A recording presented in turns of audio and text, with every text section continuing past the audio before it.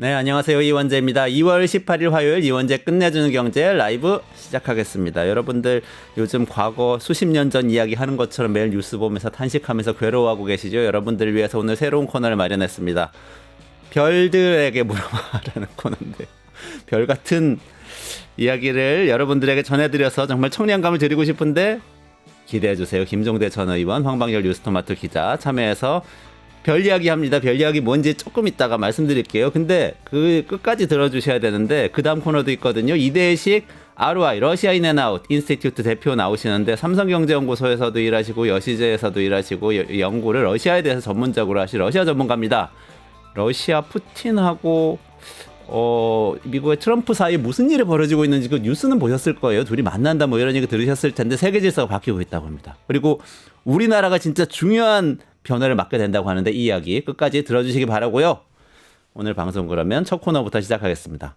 별들에게 물어봐. 별들에게 물어봐. 별은 우리에게 여러 가지 의미를 갖죠. 근데 이런 생각 들고 요즘 막 무슨 국회 국정조사 헌법재판소 나와가지고 증언하는 별들 있잖아요. 장군들. 이게 좀 엉망진창인 것 같은데 이분들 얘기부터 스타링크 아시죠? 스타링크. 저궤도 위성. 일론 머스크 얘기. 다 별 얘기예요. 이런 근데 무슨 얘기 하려고 그러냐. 이 모든 이야기를 다 하실 수 있는 분을 모셨습니다. 스타링크부터 이 똥별까지 다 얘기할 수 있는 분. 우리나라의 또 유튜브계의 별입니다. 네, 김종대 전 국회의원님 모시겠습니다. 안녕하세요. 네, 참 별난 소개 듣네요. 김종대입니다. 네, 같이 이야기 나누실 뉴스토마토 황방열 선임 기자님 모시겠습니다. 안녕하세요. 안녕하십니까. 네. 아이고 어서 오세요. 김종대 의원님은 요즘 제가 정말 안타까운 게요. 유튜브계에 별로 떠오르셨는데 많은 분들이 정치평론가로 생각하는 분들이 많으신데 사실은 정치인이고 정치평론가 국회의원도 하시고 다 하셨죠. 뭐 청와대도 근무하시고 하셨지만 제 첫 기억은 김종대 의원님의 첫 기억은 대학생 때에 군 민주화 운동을 하시던 예비역들과 함께 동고동락하면서 군대를 어떻게 이 정상화할까 이 고민을 하시던 그런 분들 남아있습니다. 뭐 평화운동, 군대 인권, 민주화 뭐 이런 것들을 이제 복학생 시절부터 했죠. 그게 오늘날까지 이제 이어진 거죠. 복학생 시절이 지금 몇 년 전이십니까? 실례지만. 89년, 90년부터 해서 학교를 늦게 졸업했으니까 93년 초까지. 그러면은 그게 이제 50하고 전두환 시절 끝나자마자의 어떤 시기였나요? 그렇죠. 그러니까 노태우 정부 때 시작이고 국회도 노태우 정부 때 들어갔어요. 그래서 YS로 바로 넘어갔죠. 국회 보좌관 생활하셨던 게. 그때는 그때는 YS 때네요. 그런데 학교에서 활동할 때 주로 노태우 정부. 노태우 정부, YS 정부 때 가장 역동적 시기였습니다. 그때 군하고 뭔가 이렇게 인연을 맺으신 게 지금까지도 계속 지금까지 이어지는 거죠. 국방 전문가로 이어지시고 맞습니다. 있으신 거죠. 그러면서 또 그걸 주제로 국회의원 생활, 의정 활동도 하시고. 네, 맞습니다. 정말 많은 기대가 되는데요. 그런데 또 최근에 그렇게 생각하면 또 군인들의 어떤 인권과 이런 거 보호하는 활동을 많이 하신 것 같은 생각이 들다가도 최근에도 다르파 웨이라는 책을 감수를 하신 걸 제가. 그건 이제 그 맞습니다. 미국의 다르파 고등국방연구개발국인데 오늘날 우리가 아는 GPS 위성항법, 반도체, 인터넷 다 다르파에서 나온 거거든요. 이래가지고 현대 문명의 거의 모든 개념과 아이디어는 전부 다르파에서 나와가지고 무시무시한 기관이죠. 그래서 그 특히 베트남 전쟁 때부터 아주 그 존재감이 두드러져 나왔고 상당히 비밀스러운 조직인데 그것을 종합 정리한 책이 없었어요. 근데 번역서가 하나 나와가지고 출판사에서 감수 의를 받아가지고. 저도 요새 그 책을 보고 있는데요. 뒤에 감수자로 김종대 의원님이 계신 걸 보고 책을 잘 샀구나 이런 생각을 했습니다. 이 다르파가 이름이 예전에 아르파로 한 적도 있었거든요. 그렇지. 거기서 자기는 내부 망으로 쓰던 게 알파넷입니다. 이게 세상으로 나온 게 인터넷입니다. 그러니까 이게 아까 말씀하셨는데 이 다르파 옛날 이름 아르파 아주 무시무시한 그러니까 미국의 군사 패권을 유지하는데 굉장히 중추적인 연구를 하는 계획을 하는 무서운 조직입니다. 이게. 무섭기도 하고 또 그 덕분에 인류의 복리와 이 어떤 기술 문명이 또 거기서 나왔고 아. 여러 가지 그러니까 선하지도 않고 악하지도 않아요. 기술의 정수 그 자체입니다. 아. 그러니까 이게 참 아이러니컬하네요. 그러니까 군 인권 하면 또 인권이 보호받지 못하던 엄혹하던 시절에 군 어두운 면이 생각나는 반면에 또 방금 뭐 애플의 스마트폰이 이런 거 다 다르파 사실은 네. 군사 연구에서 나왔다고 하면 또 이게 혁신을 추동하는 그런 힘이기도 하고. 저 이제 군사 정권 시절에야 어떤 민주화주의 이것이 시대의 화두였다면 그 다음에 민주화가 됐잖아요. 네. 그렇다면은 그 다음에는 이제 민주화를 넘어서 또 어떤 번영과 또 어떤 혁신 이런 걸로 나아가는 건 자연스러운 시대 흐름이거든요. 그러니까 그 시대에 따라서 중심 의제를 좀 이렇게 수시로 섭렵해가는 이런 게 저로서는 바람직했다고 보여집니다. 아, 그렇군요. 네. 아, 너무 기대가 되는데요. 또 이제 계속 출연해 주실 거잖아요. 별되게 뭐 물어봐. 불러주시네. 네. 제가 김종대 의원님 지금 유튜브계 우주 대스타인데 또 왜 그래? 제가 이제 저도 이제 언제 처음 뵀는지 모를 정도로 좀 오래되긴 했는데 보면은 이 부담 없는 외모, 사람들이 전혀 부담을 느끼지 않을 정도로 무장해제하는 외모, 그 다음에 독특한 인토네이션이 있어요. 그러니까 고향은 충북 제천이신데 이게 충청도 말씨도 있고 경상북도 말씨도 있고 강원도 말씨도 있는데 이게 이렇게 돼가지고 딴 사람한테 들을 수 없는 독특한 인토네이션이 있습니다. 그래서 듣다 보면은 이게 운율 같은 게 좀 느껴져요. 근데 이제 그런 것뿐만 아니고 뜻밖에도 이 안보나 군사 쪽에 기술적인 거가 굉장히 밝으세요. 그러니까 큰 차원의 전략이라든가 뭐 당위론 이런 것뿐만이 아니고 지금도 말씀하셨지만 그 군사 기술이나 이 안보 기술, 구체적인 이 기술적인 테크놀로지에도 굉장히 그 정통하시고 이런 게 지금 우주 대스타를 만든 거 아닌가? 아, 너무 나갔어. 너무 나갔어. 좋습니다. 어쨌든 안드로메다로 간다님 김종대 박수 이러고 계신데 박수 많이 보내주시고요. 네, 황방열 기자님도 반갑다고. 제가 해주시고 누구를 이렇게 많이 많은 칭찬하는 분들이 편이 이렇게, 아닌데. 네, 칭찬 릴레이 이어지고 있으니까 여러분들 댓글로 칭찬 많이 해주시고요. 오늘은 그래도 두 가지 이야기 다 하실 수 있지만 예. 한쪽 별 이야기를 좀 여쭤보시고요. 아무래도 우리 국민들이 이렇게 많은 장군들을 한꺼번에 목격하는 것은 진짜 역사상 처음이에요. 다 텔레비전에 나와가지고 한마디씩 하시고 어떻게 보고 계십니까? 헌법재판소, 뭐 국회 진술 계속 이어지고 지금 있는데요. 이 사태는 군의 생명의 불꽃이 꺼진 참혹한 사태입니다. 책임지지 않는 지휘관. 그다음에 저기 하급자에게 책임을 미루고 본인만 빠져나가려는. 그러니까 써먹을 때는 충성을 다하도록 강요하다가 일이 잘못되면은 네가 책임져 하고 빠져나가고 말 바꾸고. 그다음에 명령이라는 게 그 어떤 명령도 복종할 준비가 되어 있다는 것은 그 명령이 합법적 권위를 갖고 있고 권력자의 주관과 변덕이 아니라 전문가들이 심사숙고해서 이 참모 조직이 다 수구이해서 명령이 내려왔을 거라는 이런 가정하에서 군인은 그걸 신뢰하고 복종하는 거거든요. 그런데 이번 사태를 보면은 그 명령 계통으로 내려오는 내용들이 권력자의 어떤 주관과 변덕에 완전히 좌우되거든요. 네. 그럼 우리는 뭐가 되느냐? 완전히 이용당한 게 되는 거예요. 군대 전체가 일어나면은 이거는 전쟁이 일어나면 반드시 지는 군대. 내부로부터 붕괴되는 조짐이에요. 이 심각성을 지금 사람들이 모르는 것 같아요.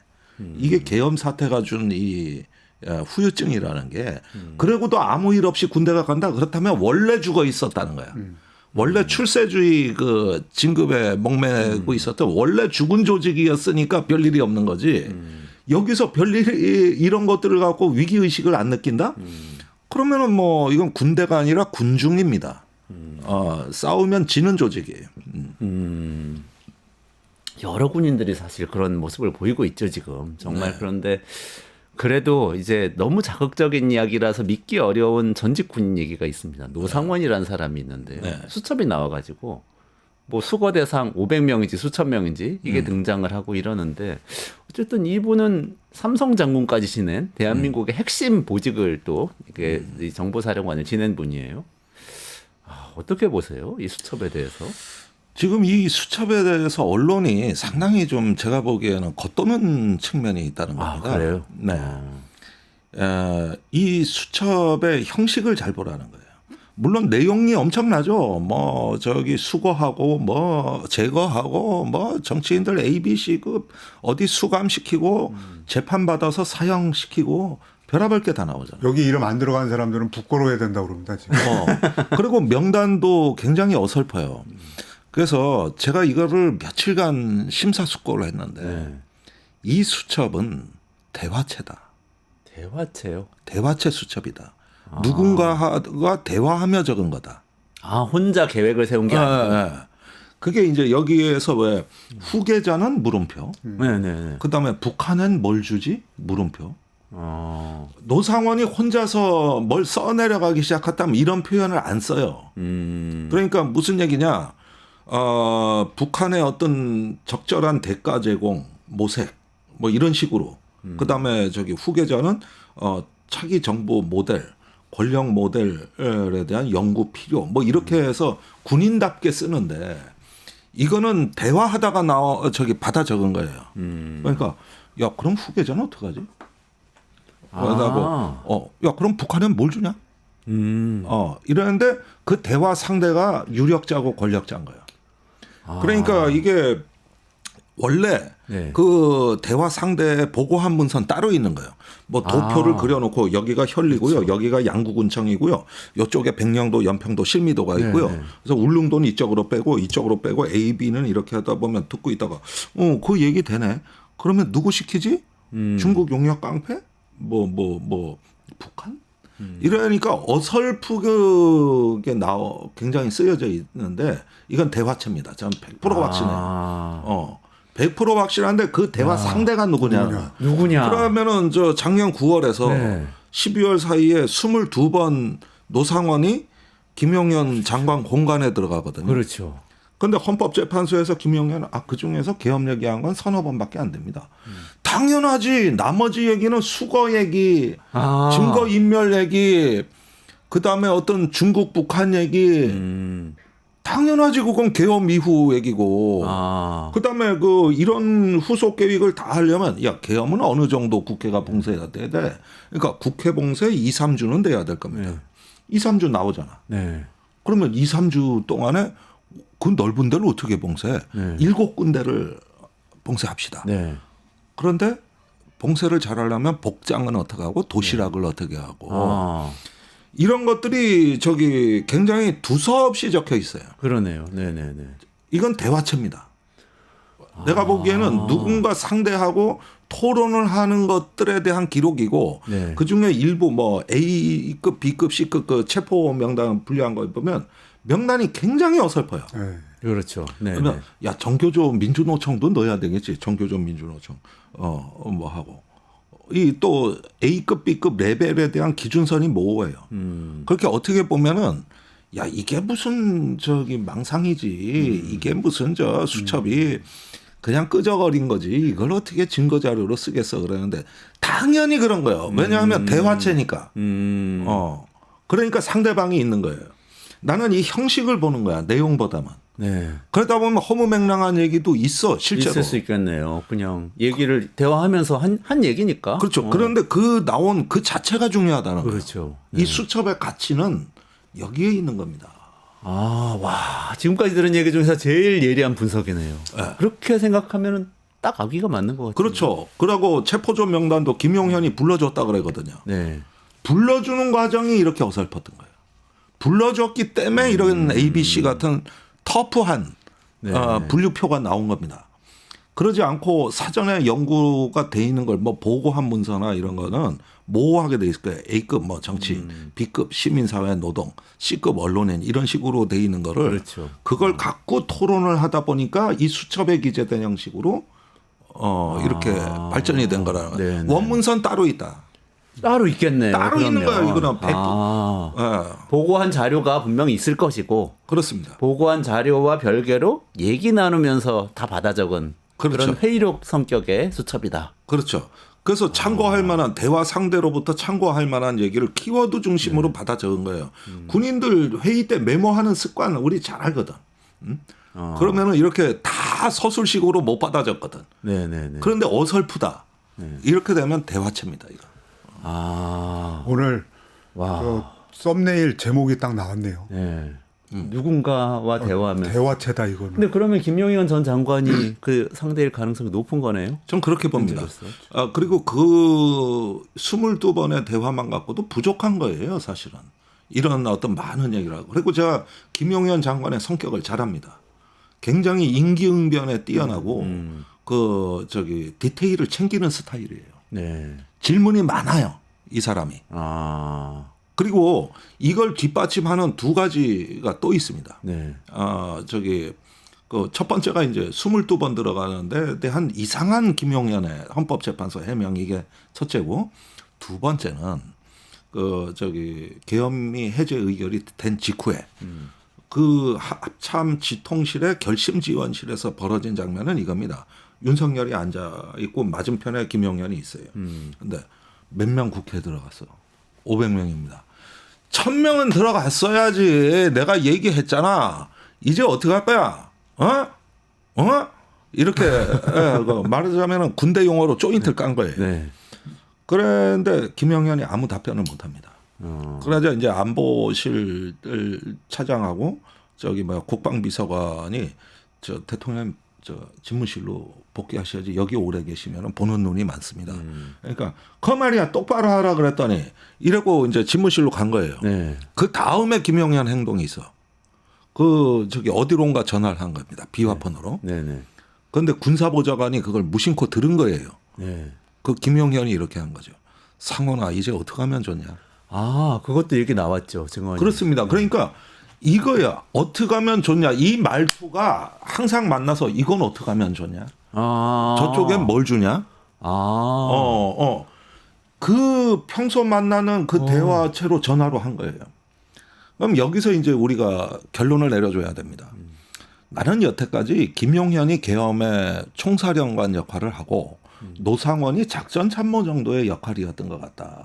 아니면 참모장이나 이런 정도 역할인 것 같다. 이게 기존의 그 인식인데 실상은 그게 아닙니다. 김용현이 노상원에 대해 완전히 의존하고 종속돼 있습니다. 그러면 노상원은 즉답을 해주고 그건 제가 알아서 하겠습니다. 네, 그거는 어디로 울릉도로 뺍니다. 이건 흔적도 없습니다. 나중에 수사해보라고 하십시오. 북한이 한 거고 중국 깡패가 한 겁니다. 이런 식으로 탁탁탁탁 정리하면서 이걸 쓰는 걸 보고 이제 실패하고 나선 이제는 어떡하냐. 이렇게 이어지는 이 맥락. 그렇네요. 그렇게 보면 이 수첩의 가치는 네. 어설프다는데 가치가 있는 거예요. 그러네요. 어설프기 때문에 망상이고 뭐 이건 증거가 안 돼 이게 아니고 어설프니까 오히려 그렇지. 거기가 그게 이제 자연스럽고 대화체로서 적절한 거야. 그러니까 이 수첩의 저자는 노상원뿐만 아니라 공저자가 있는 거예요. 대화 상대가. 이 정확한 어딩은 이겁니다. 상원아, 이제 더 이상 어떻게 하냐. 그러니까 너가 한 대로 지금 다 해왔는데 지금 의원님 얘기하고 연결시켜서 풀면 너가 말한 대로 우리가 진행을 이렇게 해왔는데 이거는 실패했다. 국회에서 계엄 해제 의결을 해버렸기 때문에. 그렇죠. 그러니까 이제 대통령한테 윤석열한테 조인트 까이고 난 다음에 더 이상 어떻게 하냐. 이제 뭐 어떻게 해야 되냐. 그러니까 제일 중요한 의논 상대가 김용현 입장에서는 노상원이었다라는 게 이전에 이미 이제 나왔던 거지 않습니까? 근데 그 둘의 관계가 김종대 의원님 말씀대로라면은 어떻게 하냐고 이렇게 조언을 듣는 관계가 아니고 지금까지 노상원이 말하자면 지시한 대로 김용현이 해왔는데 더 이상 못 하겠는데 이거 어떻게? 그러니까 매달리는 거예요. 그렇죠. 매달리고 의지하는 관계입니다. 의지하는 거죠. 그루밍 같은 관계네요. 그리고 노상원과 김용현은 운명적인 만남이에요. 노상원은 부활을 꿈꿔왔던 외로운 늑대입니다. 동기생도 노상원의 근황을 아는 사람이 아무도 없어. 내가 41기 다 물어봐도 모른대. 본 적이 없대. 그래요? 완전히 고립된 늑대예요. 그러면서 김용현하고 이렇게 한 라인을 형성해가지고 몇 년 동안 관계를 유지해 온 겁니다. 그리고 둘이 운명적 만남이라고 할 만한 데는 여러 가지 인간적 요인이 있어요. 그런데 이 상황에서 김용현이 결심을 하려고 대통령을 보자 하는데 노상원이 항상 뒤에 버티고 서 있었다. 그렇게 보면은 김용현은 아무리 꼼꼼해도 어떤 그 개업 못해서 환장하는 또라이는 아닙니다. 김용현이. 네. 그리고 뒷수습하는 잔머리는 있어요. 네. 그런데 이 일이 너무 엄청나니까 감당할 수 없는 캐파의 압박이 일단 대통령한테 있다고 보고 네. 노상원한테 상당 부분 아웃소싱한 거예요. 아. 그러다 보니 점점 의존해 노상원한테. 네. 그래서 김용현은 그날 밤에 녹아버린 겁니다. 그런데 노상원을 마지막 믿고서 네. 매달리는 거지. 어떡하냐. 그 다음에 나온 얘기가 중과부적이었다. 이런 멘트가 또 있었죠. 그거는 정군 주요 지휘관 회의에서 이것을 정리하는 멘트고 진정성이 떨어지는 겁니다. 이제 그냥 무언가 정리할 때 이유를 말해줘야 되는 거거든요. 네네. 그리고 중과부적인 건 맞지만 이름으로써 우리가 목표를 달성하지 못했다. 원래 목표한 과업을 달성하지 못했다. 그리고 니들 수고 많았다. 이거는 일반적인 리더의 그 행태거든요. 네네. 김용현이 노상원한테 한 말은 일종의 토로고 네. 이제 막판에 몰린 상황에서 심정을 토로하는 거고 그다음에 중과부적 발언은 이제 뭐라고 할까요? 공식성상에서 장관의 정리 발언, 마지막 발언 뭐 이런 공식 발언입니다. 그러니까 네. 약간 성격이 많이 다릅니다. 이거는. 그러면은 만약에 말씀하신 대로 대화체에 수첩이 있고 또 별도로 보고한 보고서가 있었다면 이 문서들은 이제 김용현하고 대화를 하면서 만들었고 아니면 보고를 했거나 이렇게 된 거잖아요. 그러면 그 계획을 수행하려고 계엄을 선포한 것까지는 이제 스토리가 완성이 되는데 여기서 윤석열 대통령은 어느 정도까지 알고 있었을까요? 일단은 윤 대통령이 막 사령관들한테 직접 전화하는 긴급한 상황이 있었지 않습니까? 근데 이건 윤석열의 치명적 실수입니다.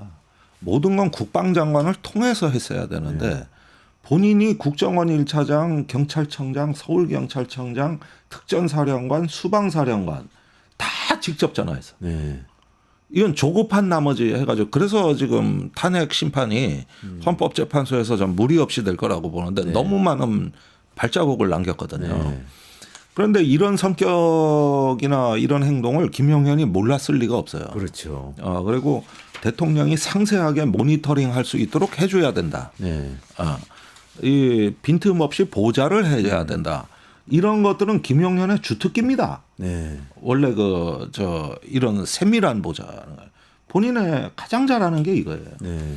그래서 일단은 홍장원 1차장한테 윤 대통령이 다 쓸어버려, 싹 잡아들여 이렇게 했던 거는 뒤에 후속 계획이 있다는 걸 암시하는 거예요. 네가 싹 잡아들이고 쓸어버리면 우리 다 다른 데서 준비해 놨으니 빨리 협조해. 이 얘기를 한 거는 다른 준비된 계획이 있다는 걸 아는 거예요. 네.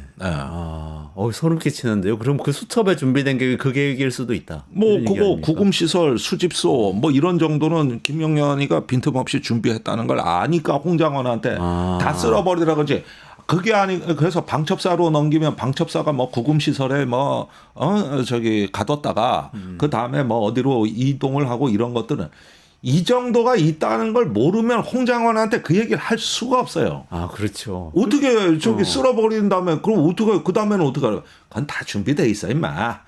방첩사하고 다 주무부처가 다 준비돼 있는 거야. 이 확신도 없이 그러면은 싹 쓸어버리라는 그러면 그렇죠. 현장에서 죽여버리라는 얘기입니까 이 얘기가? 그걸 어떻게 합니까? 네. 여기 국정원은 실병이 없잖아. 그렇죠. 물리력이. 네. 그러니까 이런 건 다 군에서 알아서 하는데 국정원 보고 하는 거는 다 준비돼 있다. 이걸 암시하는 거라고. 그러면 그 계획을 자세하게 보고를 받았거나 아니면 보고를 자세하게 받지 않았더라도 그런 계획이 있다. 누가 뭘 할 거다 정도는 다 정리한다. 들었다. 이미 윤 대통령도 들었을 것이다. 그렇습니다. 그래 놓고 이제 헌법재판소에 와서 아닌 척 하느라고 별하별 창작 소설이 저런 식으로 창작하면은 전 수백 개 창작할 수 있다고 봅니다. 의원이 아니라 요원이다. 뭐 계엄이 아니라 계몽이다. 뭐 저 질서 유지하려고 한 거다. 하이 그런 식으로 지으려고 하면은 수백 수천 가지 창작이 가능하지 뭘. 그러니까 그런 것들을 창작 실험실 같이 이제 재판에 임한 거죠. 격려 차원에서 전화를 했다 이런 것도 상당히 창의적인 창작이죠. 홍장원 네. 차장한테. 그렇죠. 뭐. 근데 설득력은 하나도 없죠. 계엄 떨어져 가지고 막 그 체포하니 어쩌고 하는데 격려 전화 그 저 해외 순방 때 거기서 그 정보 뭐 어쩌고저쩌고 해서 그 격려하려고 전화했다. 이건 그 창작 능력이 좀 많이 떨어지는 내용이죠. 그 다 말을 맞췄는데도 허점이 이제 드러났죠. 예컨대 문건의 존재, 체포조의 명단 존재 여부, 뭐 이런 것들 해가지고 이제 그 국무위원들이나 사령관들의 이제 발언들, 물증들 이런 것들 이렇게 서서히 드러나니까 이제 저기 무너지는 걸 막을 길이 없는 거예요. 그래서 8차 변론 때 윤석열 그 분위기를 좀 유심히 봤는데 무너지고 있구나. 이게 완전히 내면이 붕괴되고 있구나. 네. 이걸 저는 느꼈고.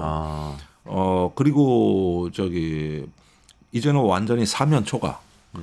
그래서 아마 서울구치소에 돌아가면 이제 비극적 결말, 실존적 위기감을 곧 느끼게 될 것 같다. 어떤 장면에서 그걸 느끼셨어요? 무너지고 있다는 게 이제 그 곽종근, 뭐 김현태, 또 그 홍장원 이런 어떤 증언들에 대해 가지고 대통령의 반응들, 이런 걸 보면은 저기 사실 절망의 느낌이 이렇게 조금 스쳐가고, 그리고 어떻게 보면은 저기 또 뭘 창작하지? 이걸 뒤집기 위해서 계속 일하는데 이제 막 그 반딧불만한 어떤 빛이라도 뭐가 있으면은 뭐 없나 두리번거면 그거라도 찾아가겠다는 조급성 이런 건데. 사실 오랫동안 검사 노릇을 해서 그래도 저 정도 버티는 거지. 일반인 같았으면은 실제로 뭐 대성통곡을 하든지 기절을 하든지 완전히 무너져요. 그나마 그 버티는 멘탈은 있더라고. 그리고 그거에 굉장히 신경 써요. 나 버티고 있다는 걸 보여. 머리 손질도 그래서 한 거예요. 다 단장하고 하는 것도 그 모습을 보여주고 싶어서 하는 거예요. 그러나 어쩔 수 없더라. 무너지고 있다. 지금 탄핵 심판에서 이미 윤석열 씨는 무너지고 있고, 그러면 지금 말씀하신 대로 노상원 수첩이 그 어떤 뭐 얘기하면서 만든 계획의 일종이라고 그러면 내란 그 재판 과정에서 지금 검찰 기소할 때 공소장까지는 이 내용을 자세하게 뭐 등장하진 않았던 것 같은데 재판 과정에서 이 얘기들이 정리가 될까요? 어떻게 될까요? 이제 재판이 남아 있긴 합니다만은 헌법재판소에서 마구마구 물타기 해놓은 것들 이런 것들 갖고 주워 마서 이제 버티려고 하는데 그때가 되면 늦습니다. 사실 대통령직에 파면이 되고 헌법재판소의 결정이 끝나고 나서 이제 장기간 재판이 될 거 아닙니까? 그러면 그때는 이미 늦어가지고 이제는 거의 뭐 저기 제가 보기에는 지지층 결집하기 위한 선전장으로 재판을 활용할 가능성이 높습니다. 이게 내가 밀로셰비치 효과라 그러는 건데 그 세르비아에서 인종 청소범으로 이게 현직 대통령이 기소된 건 그 건하고 이 건밖에 없어요. 저기 이 주요 국가 중에서 재판을 받은 현직 대통령은 2건밖에 없는데 2건이 똑같이 진행이 되는 거예요. 밀로셰비치의 전략이 뭐냐면 내가 직접 변론한다. 그다음에 재판을 끈다. 그래서 4년간 재판을 받았는데 판결문 나오기 전에 죽어버려가지고 결국 심판을 못 받았잖아요. 그다음에 지지층 결집을 위한 자기 정당성을 홍보한다. 그래서 밀로셰비치의 총 재판 시간의 3분의 2가 밀로셰비치 발언입니다. 시간으로. 그 사이에 세르비아 민족주의자들이 그걸 듣고 결집해서 결국은 저 죽었을 때 노벨 문학상 수상작가가 추모사를 쓰고 어마어마한 추도식이 열려가지고 세르비아에서 그게 인류에 대한 범죄를 청산 못하게 하고 오늘날 발칸반도가 저렇게 세계의 화약고가 된 이유가 됐군요. 아. 그것 때문이에요. 그러니까 이번에도 윤석열이 같은 수법을 쓰는 게 국가인권위원회에서 김용원 상임인권위원이 저기 불구속 수사하라고 방어권 네네네. 보장하라고 권고안을 의결하고 기자들에게 뭐라 그랬는지 아십니까? 뭐라고 그랬습니까? 전두환 노태우는 약자였다. 그런 다음에 결정타가 나와. 인종청소범 밀로셰비치도 인권이 있다. 그래서 내가 그 얘기 듣고 베꼈구만. 밀로셰비치 모델이 어쩐지 내가 그 밀로셰비치 효과를 얘기하고 있었는데 베꼈구만. 그리고 그 효과는 봤어요. 재판은 불리해도 탄핵 반대 여론이 40%에 육박합니다. 그리고 극우 결집을 했는데 그때 세르비아가 그랬어. 딱 이 모양이었다고. 그리고 조선일보 어제 사설이 국민의 40%가 만든 찬성하는 여론이 어떻게 극우냐? 그거는 극우라 그러면 극단에 있는 소수 얘기지. 근데 40%면 형성된 여론 아니냐? 이게 어제 조선일보 사설이거든요. 네. 히틀러가 집권할 때 36% 지지받았고요. 집권해서는 80% 90% 지지받았어요. 그래도 우린 그걸 극우라 그래요.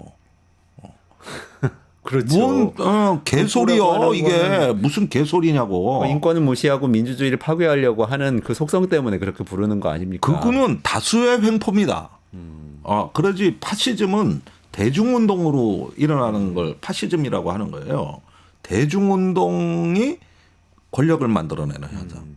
독재와 파시즘은 그게 다른 겁니다. 그랬는데 지금 이 노상원 수첩에서 이게 쭉 나오는 얘기입니다만은 이 사람들이 보는 독특한 관점은 이제 국가를 하나의 기계로 보고 있어요. 명령하면 작동하는 기계다. 그다음에 물리력은 사용하면 된다. 이러면서 기계로 인식하고 있고 그다음에 좌파의 완전 붕괴를 통한 절대 순수 권력을 꿈꿨던 거란 말이에요. 네. 이게 바로 전체주의입니다. 그러네요. 네. 그게 뭐 무솔리니, 히틀러 생각이 바로 나는데요. 이게 바로 전체주의예요. 그래서 그게 어떤 정치 체제에 관한 최고의 낭만주의라고 그래요. 이렇게 순수하고 아름다운 권력. 원래 정치나 민주주의는 복잡하고 더럽고 번거롭고 그렇죠. 이견이 많고 막 싸우고 이견이 이런 많고 혼란스러운 게 민주주의입니다. 그것이 싹 정리되는. 그래서 무솔리니가 집권하니 기차가 제 시간에 왔다는 거 아닙니까? 사회 질서가 딱딱 잡혀나갔다는 거지. 순수하고 아름다운 권력이에요. 말 안 들으면 수거하니까 그렇게 되는 거 아닙니까? 근데 의견 다르면 수거하고 이러니까 수거해버리죠. 그렇죠. 그래서 딱 보면은 이게 미국의 이제 극우와 유사한 미국도 종교와 대중운동의 결합이 트럼프 지지의 우파 운동으로 신보수주의로 나타났는데 한국도 지금 동일하게 나타나고 있거든요. 그 꼭지점에 있는 어떤 전위 그룹들 보면은 미국의 음모론자들하고 똑같아요.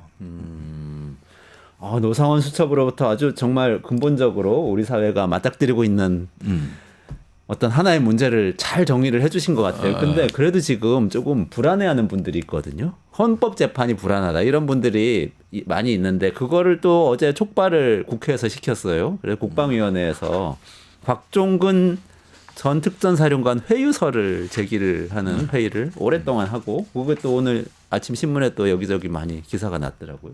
그거는 두 분 어떻게 보셨습니까? 그걸 전형적으로 이제 메신저를 공격하니까 메시지를 공격하기가 어려우니까 메신저를 공격하는 형태인데 이게 사실 며칠 전에 MBC에서 곽종근 사령관하고 그 변호인 대화한 게 공개된 게 있습니다. 근데 그걸로 거의 다 설명이 다 됩니다. 그러니까 민주당 사람들이 곽종근, 그러니까 여기서 민주당 사람은 박범계 의원까지 포함해서 하는 얘기인데 이 사람들이 곽종근 의원 발언을 마사지했다 이런 주장을 합니다. 근데 이제 곽종근 사령관이 뭐라고 그러냐면 자기가 맨 처음으로 대통령의 워딩을 그대로 소개하는 자리였다. 근데 아무래도 대통령님 말씀이기 때문에 워딩을 적나라하게 그대로 소개할 수가 없었다. 그게 국회에 와가지고 뭐 양심 고백했다고 그렇죠. 했던 그때입니까? 그때죠. 네. 그래서 민주당 국방위 전문위원하고 그다음에 그 사람 만나고 있었는데 그 뒤에 부승찬 의원, 박범계 의원 들어오고 뭐 이런 상황을 설명하는 겁니다. 그래서 대통령 부수고라는 말을 열고, 그러니까 문을 부수고가 아니라 문을 열고 끄집어내라가 아니고 데리고 나와라. 뭐 이런 식으로 자기가 말을 좀 바꿨다는 거예요. 그래도 대통령님 말씀이기 때문에. 그랬더니 박범계 의원이 그거는 워딩 그대로 전달을 해줘야 된다. 이게 너무 당연하지 않습니까?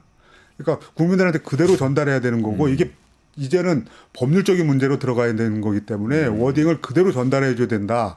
이런 얘기를 한 거를 이 우직하다고 그럴까요? 이 김현태 707 특임단장은 이게 박범계 의원 등을 만나면서 곽종근 의원의 말이 바뀌었다라고 지금 얘기를 하고 있는 거예요. 아, 어제 증언을 했던 그렇죠. 707 특임단장. 네, 김현태 단장. 김현태 단장이 그 부하 직원이죠. 말을 부하 지휘관이죠. 그렇죠. 곽종근의 직속 부하죠. 네. 707 특임단장이니까. 네. 특전사령관의 직속 부대니까. 네. 근데 이제 화면만 나오면 잘 우는 사람이 돼버렸는데 근데 김현태가 내 말을 우직하게 그렇게 자기 나름대로 해석을 했다라고 곽종근 사령관이 자기 변호인한테 한 얘기입니다. 아까 말씀하신 MBC 그렇죠. 보도 예. 녹음하는 걸 그대로 들은 그렇죠. 거죠. 그러니까 곽종근 사령관하고 그 곽종근 사령관 변호인이 대화 나눈 거를 녹음한 내용을 그대로 이제 저 MBC 유튜브에서 공개를 한 게 있습니다. 그러면 뭐 최근에 이제 곽종근 사령관에 대해서 국민의힘에서 공격하는 내용들은 그 대화로 다 설명이 됩니다. 그러니까 회유가 아니고 이런 워딩을 정확하게 하라는 것이었다. 아, 정확하게 하라고 해서 그 다음부터 네. 정확하게 했다. 그렇죠. 그래서 부수고라고 했다. 그래서 우리한테 이제 저 방송 통해서 나온 대통령의 워딩이 윤석열이 곽종근 사령관한테 지시했던 내용이 정확하게 문을 국회 그 본회의장 문을 부수고 들어가서 끄집어내라고 지시를 받았다라는 워딩이 그대로 나온 겁니다. 만약에 그게 대통령님 말씀이라고 생각해서 곽종근 사령관이 자기가 약간 순화해서 얘기했으면은 특전사 요원들이 본회의장 문을 열고 들어가서 의원들을 데리고 나오라고 했다.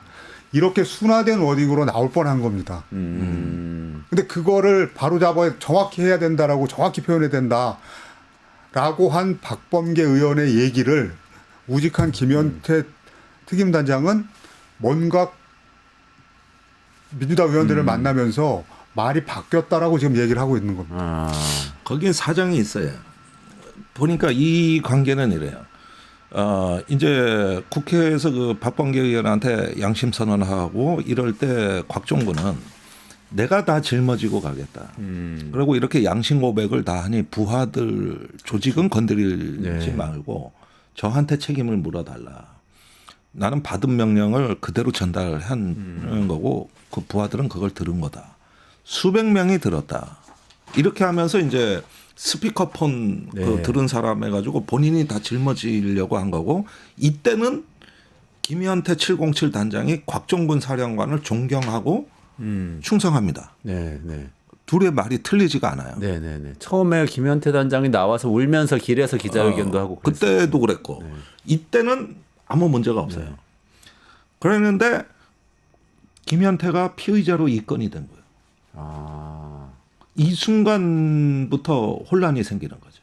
그래서 김현태는 아니 사령관이 다 짊어지고 가기로 했는데 왜 검찰에서는 나까지 피의자로 입건을 하는 거냐. 이렇게 되면은 저기 우리 707 부대원들도 입건할 수 있는 거 아니냐. 두려워지기 시작해요. 그래가지고 양심 선언할 때 마음이 편안했는데 이게 생긴 거예요. 이때부터 저기 말 바꾸기가 시작되는 겁니다. 왜 내가 피의자냐? 그러니까 그거 저기 뭐야? 그거 뭡니까? 그 묶는 거. 케이블타이. 케이블타이. 그게 무슨 사람 체포영이냐? 건물 봉쇄영이지. 그다음에 무슨 의원이냐? 그다음에 저기 단전한 것도 그 지하 1층 한 것도 아니 그 단전이나 이런 것도 검토해 보라고 곽종근이 얘기했다 그러지만 그거 다 질서 유지하고 혼란스러울까 봐 잠시 한 거고 우리가 오히려 얻어 맞았다 국회 가서 저기 소화기하고 막 책상으로 밀어붙이는데 우리가 힘이 없냐? 그런데 밀렸다. 이런 식으로 하면서 성격을 완전히 바꿔버리는 거죠. 그 사이에 있었던 거는 피의자로 입건된 거예요. 그러니까 여기서 검찰이 생각해봐야 될 건 이거예요. 곽종군이 이렇게 양심설언하는데 다른 사람은 보호하고 자기가 짊어지려고 해서 진실을 밝힌 거니까 그 의도를 당분간은 존중을 해줬어야 되는 거야. 그런데 검찰은 수사 욕심이 있거든. 그리고 명확하게 현행범은 707 단장이거든. 그렇죠. 들어갔으니까. 그러니까 이런 걸 인간적인 요구를 무시해버린 거 아니냐. 여기서부터 탈이 생긴 거 아니냐는 거예요. 아. 근데 제가 보기에는 생각할 수 있네. 이게 큰 문제가 되지 않을 거다. 김현태 단장의 말을 바꿨다고 하는 부분이 왜냐하면 현재까지도 국회를 봉쇄하는 임무라고 하는 것은 변하지 않았어요. 그러니까 이제 아주 적극적으로 끄집어내는 게 뭐 체포라는 말이 있었느냐 없었느냐 이런 것들은 많이 달라졌지만 국회를 봉쇄하러 갔다라고 하는 거는 지금까지 달라지지 않았습니다. 실제로 헌법기관, 그러니까 국회를 무력화시키려고 한 것 자체는 중요하게 내란을 범죄로 구성하는 핵심 부분이잖아요. 이거는 부인되지 않았습니다. 그리고 그 국회의원들을 끄집어내라고 한 진술, 증언을 한 사람이 너무 많습니다, 지금. 조지호 경찰청장이 6번 대통령한테 전화 받아서 지시 받았다는 얘기 이미 나왔죠. 이진우 수방사령관은 헌재에서는 얘기하지 않았지만 검찰에서는 다 얘기했습니다. 그다음에 조성현 수방사 경비단장이 수방사령관한테 이진우한테 지시 받아가지고 그 지시 받았다라고 헌재에서도 증언하지 않았습니까? 그리고 스피커폰으로 다 나갔습니다. 이게. 그러니까 뭐 지금은 사실 이렇게 해서 흠집을 내 가지고 하려고 하는데 이 흠집 내기가 어려운 상황까지 이미 돼버렸습니다. 이 직접 윤석열한테 직접 지시를 받은 사람도 많고 그걸 통해서 간접 지시 받은 사람은 뭐 스피커폰을 열어놨기 때문에 훨씬 많습니다. 그렇죠. 그러니까 자기한테 처벌이 다가오면은 이때는 무조건 생존 전략으로 가는 거예요. 아, 사람들이 바뀌는군요. 그렇죠. 그때 다 대부분 말이 바뀌는 거거든요. 그러니까 사실 군인으로서의 품위는 아니지. 아 근데 저는 개인으로 보면 인간적으로 보면 김현태 단장이 그런 모습 보이는 것도 어느 정도 이해가 되는데 이 말은 참 용서할 수 없다고 생각합니다. 그날 현장 국회를 가보니까 본청 가보니까 야당 보좌진들이 군인들한테 욕설과 폭력을 행사해서 자기네들 계엄군을 이용해서 폭동을 유도하려는 느낌을 받았다. 이거는 좀 용서할 수 없는 발언입니다. 그러니까 오히려 그때 본청 안에 있었던 사람들 얘기 들어보면 나중에 들어보면은 거의 공포에 막 패닉에 질려 있었다는 거예요. 그러니까 사실은 아까 이 김종대 의원님 말씀하신 것처럼 자기가 살려면 그렇잖아요. 이렇게 얘기를 해야 돼. 내가 진압하러 간 게 아니고 진짜 윤석열 대통령 말대로 그 거짓말대로 2시간짜리 잠깐 경고하려고 했던 계엄이니까 우린 가서 질서 유지하려고 했는데 시민들이 뭐 막 이렇게 반발을 해가지고 약간 우리가 상처를 이렇게 돼야 되는 정도 거잖아요. 얘기하면 되는데 돼야 되는 거예요. 자기들을 이용해서 야당 사람들이 폭동을 유도하려고 하는 느낌을 받았다 이렇게 얘기합니다. 그러니까 그때 공포에 질려 있던 국회 본청 안에 있던 그 민주당 의원 보좌진이라든가 당직자들이 거꾸로 폭동을 유도하려고 했다. 이런 이제 완전 이 정도 되면은 이제 자기 살려고 하는 게 아니라 적반하장으로 가는 거죠, 이런 거는. 자기 살려고 남을 죽이려고 하는 그런 거죠, 거네요. 이거는. 아니 근데 마지막으로 한 가지 더 여쭤봐야 돼서 그 여기까지 이제 정리가 되는데 이진우 수방사령관 있지 않습니까? 네. 이분의 말이 바뀌는 거는 어떻게 해석을 해야 됩니까? 근데 핵심 신문에 대해서는 대부분 답변할 수 없다가 일단 주종을 이뤘죠. 헌재에서 그랬죠. 그거. 네, 헌재에서. 그런데 그 전에 이제 김병주 TV 인터뷰하고 검찰 수사 이럴 때 이미 다 불어버린 거예요. 물론 다 본 건 아닙니다. 분명히 핵심 내용만 지금 나와 있지 많은 부분이 생략돼 있거든요. 그런데 이 확실히 보면은 이진우, 여인영 등이 윤 대통령이 직접 변론을 하겠다고 한 순간부터 말들이 다 바뀌어요. 그러니까 이거는 이제 싸워볼만 하다는 시그널을 받은 거죠. 그리고 바깥에 여론 동향도 본 거고 그때부터 다 바뀌어요. 그러면 이게 윤석열 대통령이 만약에 하는 얘기들이 사실로 다 인정을 받는다면 지금 이진우나 여인영이나 김현태 단장 같은 사람까지도 살아날 수 있다는 그런 믿음을 그 갖고 길밖에 있는. 없다는 거죠. 그다음에 이 이진우하고 여인영의 그 특징을 보면은 자기는 뭐 체포나 이런 거 지시를 내린 적이 없고 근데 밑에서 그렇게 해석한 거 같다든지 이런 식으로 둘러치기를 하면서 부하한테 책임을 전가합니다. 네. 박정권하고 전혀 다른 행보를 보이거든요. 그러네요. 이게 이제 군인답지 못한 행태라고 할 수가 있죠. 그래서 전반적으로 보면은 대통령은 국방장관한테 책임을 미루고 네. 국방장관은 사령관들한테 책임을 미루고 사령관은 부하들한테 책임을 미루고 이렇게 해가지고 완전히 썩은 군대 전형 이 군 통수 계층이 완전히 부패하고 저 거덜이 났다는 거.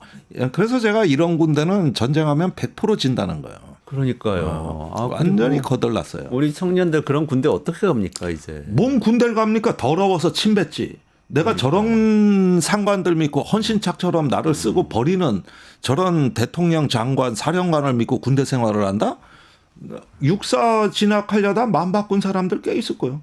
차라리 저 군대 보고 침을 뱉지 내가 뭐하러 청운의 꿈을 품고 호국의 간성이 되고자 청년 장교로서의 길을 갑니까?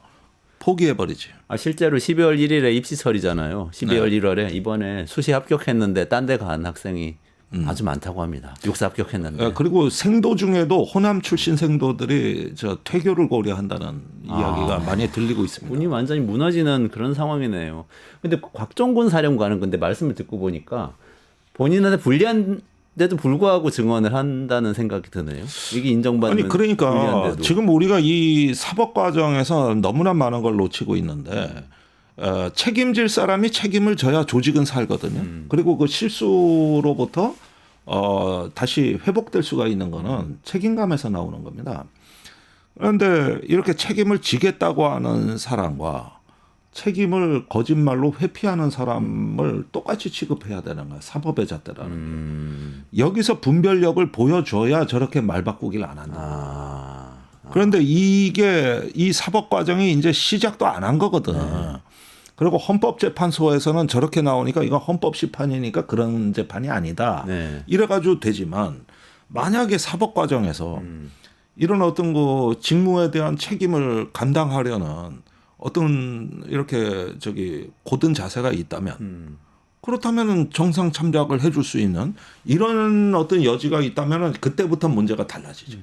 그러네요. 지금 곽종근 사령관에 대한 탈원서 작성하자고 이런 게 막 돌고 있는데 맞아요. 저는 굉장히 아직은 유보적이었거든요. 이거 계속 봐야 된다. 근데 아니 그건 신호는 될 수 있어요. 탄원서에 저도 서명을 사인을 해야 되겠다 이런 생각을 하게 되네요. 저도 그런 생각이 드네요. 이분이 물론 잘못한 게 있을 수도 있어요. 그렇지만 지금 탄원서니까. 다른 사람들의 증언을 뭔가 좀 바꿔보고 진실을 말할 수 있게 좀 길을 열어주기 위해서라도 네. 선처 여론을 얘기해 볼 수는 있겠다 이런 생각이 드네요. 요거 그렇죠. 그게 이진우 여인영에 대한 상당한 압박이 될 거예요. 그러네요. 요거 하나 덧붙이면 김현태 특임단장이 그 본청 지하 1층에 전기를 끊었다. 5분, 6분 가까이 끊었다. 이제 이게 대통령이 지시한 거냐 뭐냐 이렇게 해서 저쪽에서 굉장히 반론 제기하는 걸로 나오고 있습니다. 근데 이미 헌재에서 이거를 간파하고 있어요. 지난 6일 날 탄핵 심판에서 김영두 재판관이 곽종구 사령관한테 이렇게 질문합니다. 대통령한테서 끄집어내라는 지시를 안 받았으면 당신이 그 생각, 국회 단전 지시를 할 이유가 없잖아요. 그러니까 그렇죠. 김현태 단장이 단전을 한 게 직접 대통령이 지시한 게 아니라고 하더라도 대통령이 곽종근한테 끄집어내라는 지시를 했기 때문에 그걸 이행하기 위한 차원에서 구체적인 방법론으로 단전을 생각하고 지시를 했다는 거란 말이죠. 네. 그러니까 김현태 단장 같은 경우는 이런 맥락을 다 사장하고 굉장히 우직하게 지금 얘기를 하고 있는데 허점이 너무 많습니다 지금. 그런 맥락은 근데 뭐 국회에서 또는 재판관들이 잡아주셔야 되겠죠. 예. 그건 너무 마지막으로. 걱정 안 하셔도 네. 되고 이제 무너지는 윤석열이 자기 존재 소멸이라는 어떤 실존적 위기에 직면할 날이 멀지 않았다. 멀지 않았다. 그래서 이제 그 날은 서울구치소에서 장어구이하고 김치찌개하고 소맥 정도는 제공해줘야 돼. 왜냐? 인도주의입니까? 본인한테. 아니 그 유방의 한나라 군대 포위된 초나라의 항우가 이젠 다 끝났구나 이래가지고 술을 한 잔 먹고 지은 씨가 역발상 기계세요. 산을 뽑던 기세는 어디로 가고 나의 애 맞추는 나아가질 않는구나. 그래서 마지막에 그 애첩 우희가 있잖아요. 우희여 우희여 나는 어찌해야 하는가. 이걸로 끝내는데 지금 저 윤석열은 건희여 나는 어찌해야 하는가. 똑같이 패왕별. 이렇게 할 수 패왕별이네요. 있는 어떤 그 마지막 그 비극적 드라마틱한 엑시트. 이거는 남겨놔야 된다는 게 내 생각이거든. 그렇게 해가지고 이 역사의 서사를 만들어 줘야 되기 때문에 그러려면은 소맥 정도는 그날은 하고 그게 중추신경계를 이렇게 진정시키는 술이 아니라 약이요 윤석열한테는 이건 약이라고. 국가인권위원회에서 그런 거 의결을 해야 되겠네. 국가인권위원회는 그런 거나 해라. 이게 제 치료. 근데 절묘하게 똑같이 패왕별 희네요. 희네, 희자 돌림이네. 좋은 아이디어입니다. 벌써부터 이제 다음에 출연하실 날이 또 기대됩니다. 오늘 여기서 마무리해야 될 것 같은데요. 근데 정말 오늘 들으면서 생각한 게 이런 거예요. 이게 우리가 뭐 좌와 우의 싸움, 뭐 이렇게 보수와 진보의 싸움 이런 게 아니고 거짓말하는 사람과 진실을 말하는 사람, 그리고 내가 맡은 일에 대해서 책임을 지고 내 아래 사람들 보호하겠다는 사람들하고 난 책임 안 지고 아래 사람들이 했으니까 니들이 책임져야 하는 사람하고의 싸움이다. 그렇습니다. 생각이 드네요. 양심과 비양심의 싸움이에요. 그렇습니다.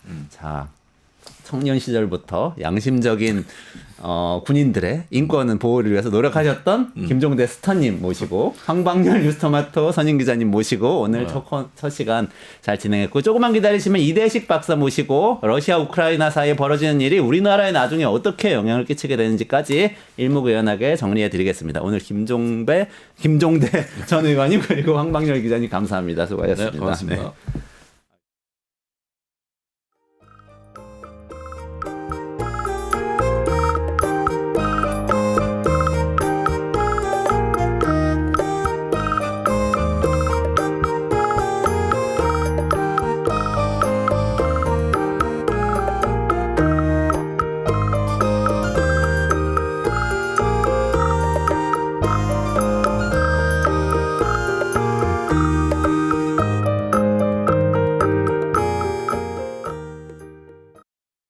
유튜브 구독하고 실시간 채팅과 댓글을 남기시면 매일매일 7,000TTCO를 드립니다.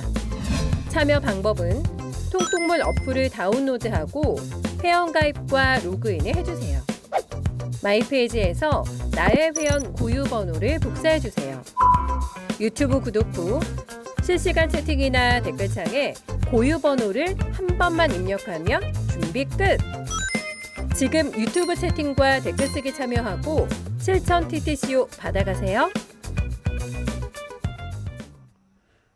네, 푸틴하고 러시아 푸틴하고 미국의 트럼프하고 통화했다고 그러죠. 만난다고 그러죠. 사귀는 거 아닌가 이런 생각 드시는 분들이 있고, 브로벤스란 용어 막 언론에 등장하고 그러는데 무슨 일 벌어지고 있는지 좀 헷갈리지 않으세요? 우크라이나 전쟁을 끝낸다고 하는데 우크라이나 빼고 협상한다는 얘기도 하고, 또 갑자기 미국이 우크라이나에 무슨 히토류라는 자원을 절반을 내놔라 뭐 이런 얘기했다는 얘기도 들리고, 근데 또 더 심각한 거는 이러다가 나중에 우리나라는 빼고 중국의 시진핑, 러시아의 푸틴, 미국의 트럼프 더하기 북한의 김정은 같이 정상들이 만나서 쿵짝쿵짝 뭔가 세계 질서 바꿔놓는 거 아니냐 이런 얘기까지 나와요. 그래서 지금 굉장히 뉴스는 단편적으로 나오고 헷갈리는데 정확하게 이 속사정 그리고 그 내밀한 사람들 이야기까지 다 정리해 주실 분 모셨습니다. 이대식 박사님, 러시아 인앤아웃 인스티튜트 대표님 모시겠습니다. 어서 오세요. 안녕하세요. 네, 반갑습니다. 네.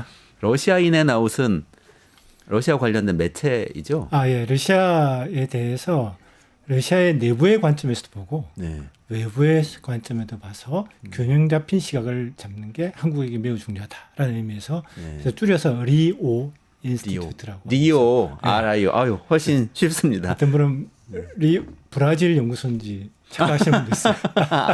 브라질의 리오인 줄 알고. 네. 그러나 러시아, 네. 러시아 전문가이십니다. 예전에 삼성경제연구소부터 시작해서 뭐 여시제, 태제 미래전략연구원도 거치셨고 전문적인 식견을 많이 보여주셨는데 오늘 또 이게 굉장히 중요한 주제예요. 그래서 러시아의 푸틴하고 미국의 트럼프하고 통화를 하고 우크라이나 전쟁을 끝낼 것 같다.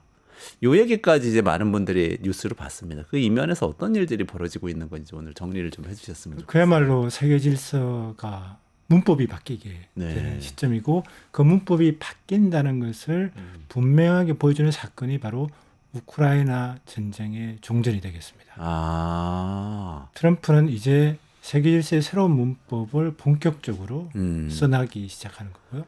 그 문법에 러시아도 동참할 수 있는 그런 환경이 조성이 된 거죠.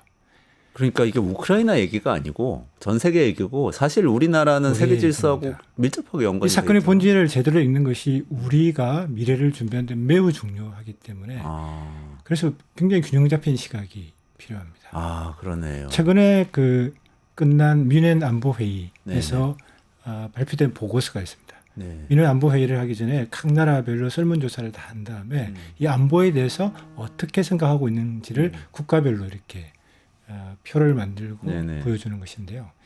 여기에서 이렇게 얘기합니다. 다극 질서라고 하는 것은 아직 아니다. 그러나 다극화 되고 있는 것은 팩트다. 사실이다라고 합니다.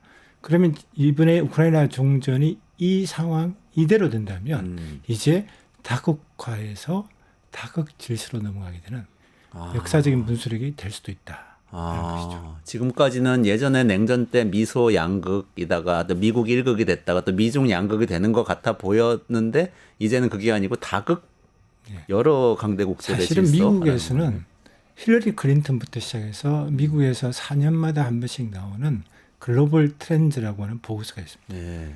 2009년 때부터 세계는 다극화되고 있다라는 네네. 것을 공식적으로 발표했고 미국은 이 다극화된 질서를 준비하고 있었다. 우리만 그걸 모르고 짝사랑만 하고 준비하고 있었는데 우리는 미국 1극 체제가 계속 되는 줄 알고 네. 사실 그걸 전제로 무슨 네. 가치 외교니 동맹이니 뭐 다 얘기했던 것 같은데요. 네. 실제로 그게 그 어떻게 진행되고 있는지 조금 그 실제 종전 회담을 통해서 좀 살펴보면 네네. 좋을 것 같은데요. 살펴볼까요? 지금 종전 회담이 뭐 시작되는 거죠? 네, 사실상 사우디아라비아에서 종전회담은 아마도 마무리되는 시점은 정상회담이니 네. 정상회담을 위한 준비회의가 사우디아라비아에서 곧 열리게 되는 거죠. 종전을 위한 정상회담, 준비회담. 예. 그거는 어떤 방식으로? 사실 이 준비회담이라는 게 대통령이 정상회담 하기 전에 외무부 장관 혹은 국무장관들이 실무의 핵심 네네. 관료들을 데려가서 어젠다 세팅을 하는 겁니다.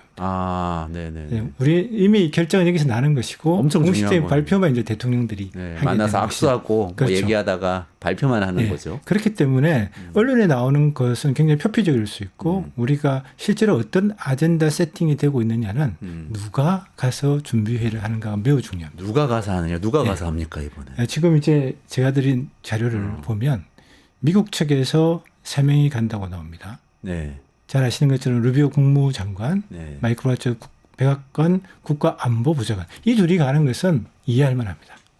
근데 그렇죠. 세 번째 가는 장관하고 사람은 매우 부장관. 재밌습니다. 스티브 위트코프 백악관 중동 특사입니다. 근데 이 사람이 누구인지가 굉장히 중요한데 네. 사실상 종전 준비 회담을 주도할 사람은 이 사람으로 세계 언론들은 보도하고 그래요? 있습니다. 스티브 위트코프 어떤 네네. 사람이죠? 이 사람이 그다음 화면을 보여주시겠습니까? 네. 이 사람이 사실은 부동산 사업자입니다. 부동산 사업자. 부동산 사업으로 트럼프는- 거물되었고 이 부동산 사업을 하면서 트럼프를 만나서 굉장히 40년 동안 트럼프하고 막역한 사이가 됐던 것이고요. 네. 그러면서 트럼프의 이른바 딜, 네. 거래를 할 때 사실상 이 사람이 다 해결을 했습니다.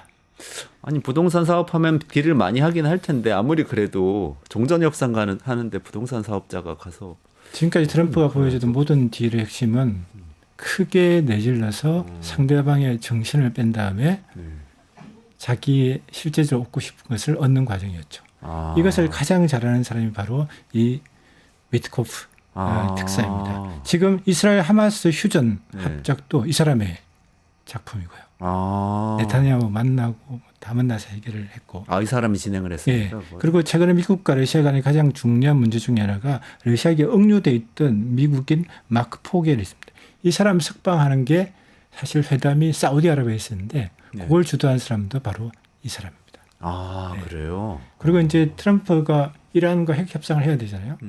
핵 협상을 앞으로 할 때 이 트럼프의 중요한 특사 포인트맨이 될 사람도 이 사람을 꼽히고 있습니다. 그러니까 그러면 이스라엘 네타냐후한테 가가지고 그 트럼프가 가자지구 싹 쓸어버리고 남프랑스 휴양지처럼 재개발을 만든다고 예. 하는 아이디어 같은 것도 이 사람한테 나왔을 수도 있겠네요. 10중 8구 그럴 수 있습니다. 자, 그 배면 딱 기초에 부동산이 그러네요. 사업의 기초하는 다시 말하면 돈을 순전히 경제적 이익을 핵심을 놓고 딜을 하게 되는 것이고 그걸 가장 잘하는 사람이 바로 이 위트코프이고요. 네. 이 사람이 가는 걸 보면은 역시 이번 딜에서도 사실상 머니가 가장 중요한 핵심 팩트가 될 수 있다는 걸 예측할 수 있는데 네. 이 예측을 또 확정할 수 있는 러시아 측 참가단을 보면 굉장히 재밌습니다. 누굽니까? 아까 위에 살짝 보시면 언론에는 세르게이 라브로프 외무장관 그 외라면서 누군지가 안 나오는데 외국 외신 그리고 러시아 언론에 나오는데요. 그 중에 한 사람이 그 다음 화면을 보여주실까요? 아주 전혀 예상치 못했던 사람이 들어갑니다. 뭐라고 읽어야 돼요? 키릴 네. 드미트리 드미트리예프. 예, 키릴 드미트리예프인데요. 이 사람은 러시아 직접 투자 펀드의 수장입니다. 투자 펀드. 투자하는 사람이네요. 그 러시아의 국부 펀드의 자금으로 국부 펀드. 어디에 투자할지를 정하는 곳이 바로 이 RDIF라고 하는 곳인데 여기에 수장입니다. 다시 러시아 말하면 국가 자산을 투자하는 배분을 하는 그런 이 펀드 매니저 같은 직접 투자를 하는데 다이렉트 인베스트먼트를 결정하는데 네. 이 사람이 가는 거예요. 저쪽에는 위트코프가 부동산 사업자가 오는 거고 그러네요. 이쪽에는 투자 수장이 가는 전쟁 끝내자니 협상하는데. 네. 그러니까 이게 굉장히 재밌는 거죠. 그리고 여기서 더 재밌는 이 사람이 지금 보시는 끼리는 누군가 하면은 사실은 미국 유학 출신입니다. 미국에서 네. 어디서 일했는가 하면 골드만삭스에서도 일하고 어이구, 맥킨지에도 일했어요. 컨설팅 회사. 네. 결국 그냥 컨설팅 회사와 부동산 사업자가 만나서 얘기하는 건 돈 얘기밖에 할 게 없겠습니까? 더군다나 미국의 위트코프는 이 협상을 주도할 사람입니다. 그렇죠.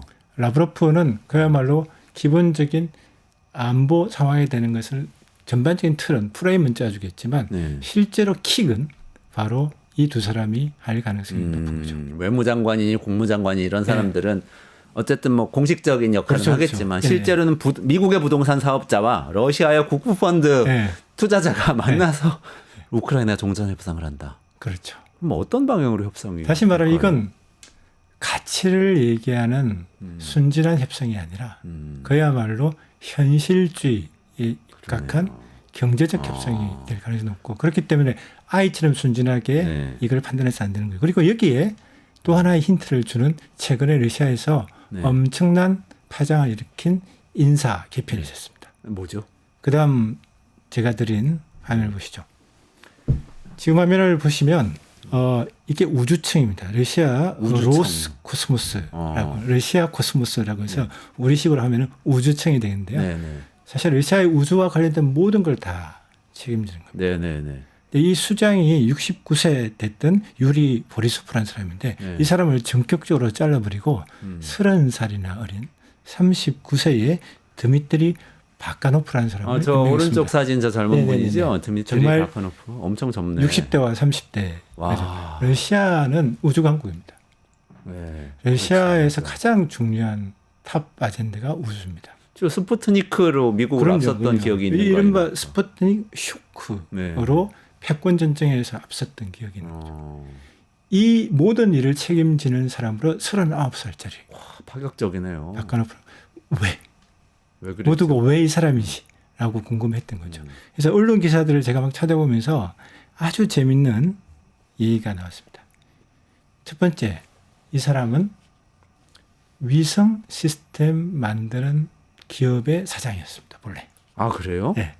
갑자기 떠오르는 게 있는데 일론 머스크가 떠오르네요. 그렇죠. 스타링크. 정답입니다. 어. 이렇게 나옵니다. 미국과 우주와 관련해서 공통의 이해를 나눌 수 있는 사람으로 임명했다. 오. 일단 젊어야 돼요. 네네네. 위성을 이야기할 수 있어요. 네. 바로 이 바카노프가 일론 머스크와 이 얘기를 할 수 있는 최적의 수장이다. 라고 된 거죠. 그러면 진짜 트럼프와의 대화를 염두에 두고 이 팀을 짰을 수도 있겠네요. 푸틴이. 그럼요. 저게 그야말로 며칠 전입니다. 며칠 전에 한 예, 거예요. 2월 초에 된 거. 아, 그러면 지금 빅딜을 한번 해보겠다 이런. 그렇죠. 여기서 있겠네. 경제적 빅딜을 할 때 그저 단순한 뭐 산업인이 기업인이 이런 게 아니라 이른바 마가 미국을 다시 한번 더 위대하게 하는 그레이트 프로젝트의 일환으로 진행되고 있다는 것을 알 수가 있는데요. 그 트럼프가 계속 화성에 가겠다 그 얘기를 반복하긴 하더라고요. 그게 뭔가 연관이 제가 있는 하고 싶은 건가요? 말을 계속 앞질러서 하셔가지고 대화가 너무 원활하게 되고 있는데 그 다음 화면을 보시면 트럼프는 일론 머스크 때문에 화성 이야기를 한다고들 생각하시는데 그렇지 않습니다. 일론 머스크가 만나기 이전에 이미 트럼프는 화성 이야기를 줄기차게 아, 그랬었나요? 예, 지금 보시면은 우리가 침식할 때 일론 머스크 옆에 세워두고 우리는 이제 화성으로 갈 네. 거야라고 얘기했다고 생각하는데 그 이전에 2017년도에 네. 나사 수장한테 백악관 나사 50주년 행사에서 이렇게 트럼프 일기 이 대통령 일기 때죠. 네. 그때 나사 국장한테 다들 화성에 가려면 달부터 가야 한다는데 달을 건너뛰고 곧장 갈 방법이 아예 없냐라고 물었습니다. 그 무슨 의미죠? 이미 이때부터 화성을 가는 것이 미국 국가 전략에 매우 중요하다라는 것을 알고 있었던 거죠. 많은 사람이 트럼프가 즉흥적이다, 일관성이 없다고 하는데 저는 트럼프의 일기부터 매우 일관적인 정책을 유지하고 있다라고 보는데 그 이유 중에 하나도 이겁니다. 네. 그러면 미국을 다시 위대하게 만드는데 왜 이 화성 프로젝트가 중요할까요? 이걸 알기 위해서는 제가 조금 더 뒤로 넘겨가지고 애플 이야기를 할 수밖에 애플. 없어요. 예. 네네네네. 우리가 스푸트닉 쇼크가 있었다고 얘기하잖아요. 이 스푸트닉 쇼크가 있었을 때 미국에서 그에 대응하기 위해서 아폴로 프로젝트가 시작됩니다. 아폴로 그렇죠. 프로젝트가 네. 시작되면서 그걸 주도한 게 나사죠. 네. 그 나사에서 결국은 달 착륙에 성공하지만 그것의 효과는 지구에서는 합니다. 바로 나사에서 만든 수많은 기술들이 컴퓨터까지 인터넷까지 바로 실리콘밸리로 이어지고 이 실리콘밸리에 의해서 미국이 1970년대 이후에 쇠퇴하던 산업이 다시 살아나고 경제가 살아나고 이른바 애플을 중심으로 한 글로벌 수직 분업 체계가 만들어집니다. 아, 애플이 나사의 기술을 가져다가 사업을 하게 이른바 되는 건가요? 실리콘밸리에서 탄생하는 거죠. 실리콘밸리의 모든 기술들은 나사에서 만든 근데 군사적 우주 목적으로 만든 것들이 네. 실제로 컴퓨터와 소프트웨어가 이렇게 쫙 퍼지면서 결국은 네. 애플의 스마트폰이 나오게 되는 것이고요. 아. 이 스마트폰을 만드는 과정에 이제 부가가치가 낮은 제조업은 중국 등 기타 다른 나라에서 하고 부가가치가 높은 설계와 마케팅은 미국이 하는 이 수직분업 체제가 다른 분야까지 딱 퍼지면서 이른바 미국의 일극 체제가 만들어졌던 것이죠. 그래서 경제 강국이면서 기술 패권도 가진 그렇죠. 국가 위치를 계속 유지할 수 그렇죠. 있게 되는. 그것을 떠받치는 게 상황이네요. 해군력이었던 거죠. 네. 글로벌 물류가 네. 안전하게 유지되어야 글로벌 수직분업 체계가 안전하게 유지되는 것이고요. 그래서 항공모함이 그렇게 네. 많고 미국에. 그래서 아폴로 프로젝트 달을 가리키지만 사실은 달을 가리키는 손이 더 중요했던 것이었죠. 그러네요. 손가락이 더 중요한 프로젝트. 그럼요. 그럼 화성을 가리키는 손가락은 그렇죠. 어떤 화성 의미죠? 일론 머스크는 일관되게 화성을 얘기합니다. 네. 근데 그 화성을 만드는 기술들은 일관되게 현재 이른바 4차 산업혁명으로 얘기되는 모든 기술들입니다. 위성부터 네네네. 자율주행차, 박스블 하우스라고 했죠. 예. 저보다 피는 집. 아. 모든 것들이 사실상 지구의 이른바 무인 자율로 기반되는 4차 산업혁명의 필수 기술들입니다.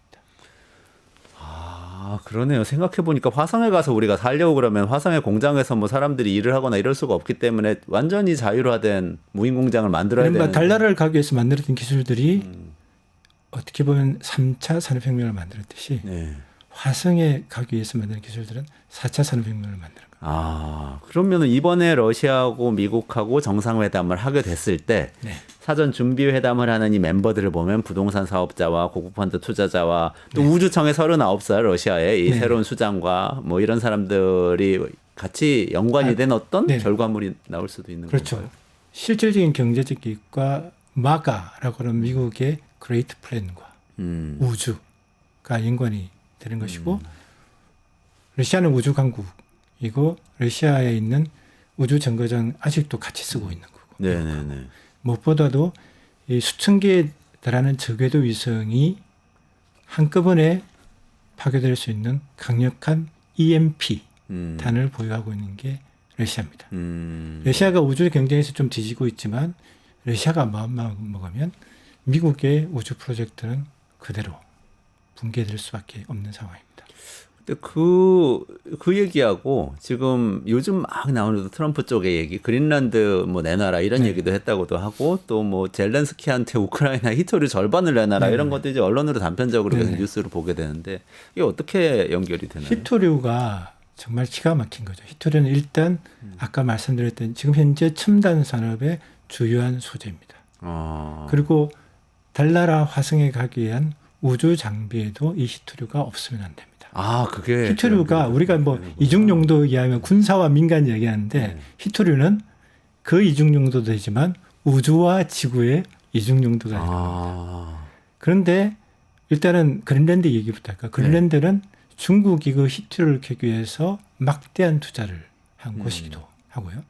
또 하나 그린란드에서는 이미 나사가 화성 탐사를 위한 연구 프로젝트를 진행을 하고 있습니다. 달나라에서 좀 체험을 한 다음에 화성으로 가는 것보다는 그린란드 북극의 그 혹독한 기후 환경에서 화성 체험을 하는 거죠. 그리고 거기 보면 우주를 위한 중요한 인프라들이 그린란드에 많이 있습니다. 네. 미국이 가지고 있는 것도 있고요.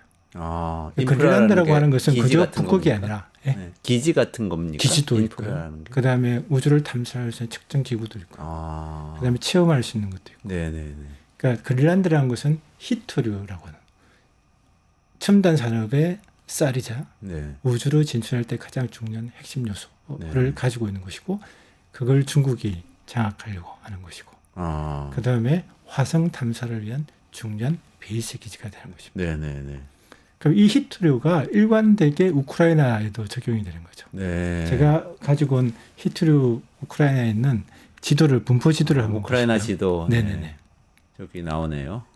자, 지금 보시면 우크라이나에는 영국 파운드화로 따지면 12조 파운드에 해당되는 히토류가 매장되어 있습니다.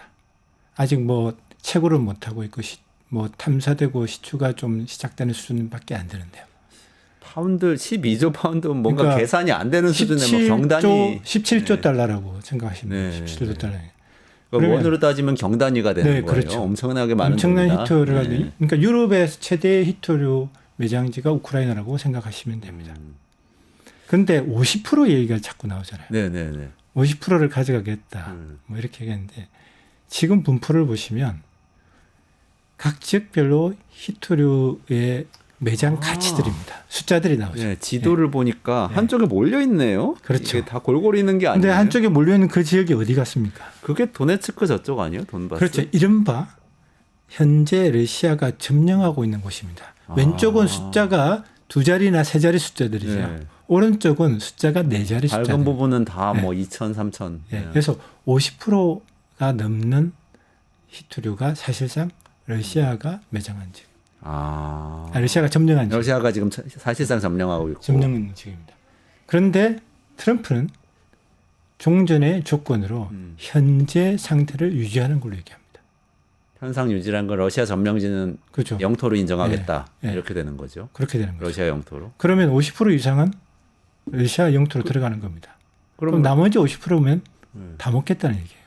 아, 우크라이나한테 50% 먹겠다는 거 다 다 먹겠다는 먹겠다는 거죠. 그런데 옛날에 젤렌스키가 트럼프를 만나러 가서 네 개의 그 빅토리 플랜, 승리 계획을 공유를 했습니다.